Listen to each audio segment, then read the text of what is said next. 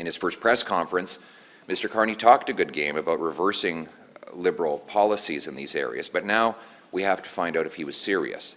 And so far, it's not a promising start. The first disappointment is, unfortunately, his cabinet. He appointed Trudeau's old team and Trudeau's old advisors. Stephen Guilbeault, whose radical green agenda would shut down all future developments in our resource industry, is still the minister responsible for Quebec. Sean Fraser was the immigration minister who caused the immigration crisis, the housing minister who gave us the housing crisis, and now he's the minister responsible for addressing the Liberal crime crisis. It seems like he is the master at failing upward.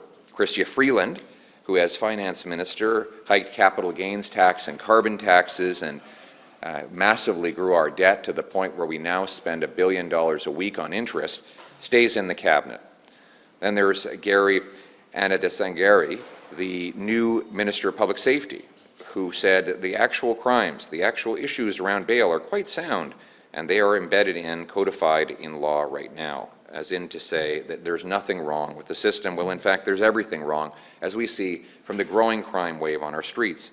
Then there's François-Philippe Champagne, Trudeau's Minister of Everything, who never really managed to do anything. And he did it very loudly. But nice guy.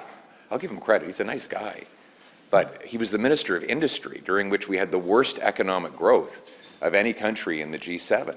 And now he's in charge of the budget.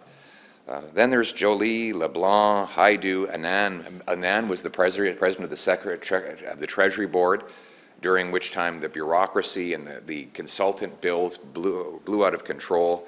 In all, 14 Trudeau ministers are now in Carney's cabinet. It's more of the same when Canada needs real change. Even the new additions are problematic. Gregor Robertson was the mayor of Vancouver, who pushed for total legalization of hard drugs, distribution of tax-funded opioids. During his time there was a 600% increase in overdoses. Now he's the housing minister. Well, what's his record on housing?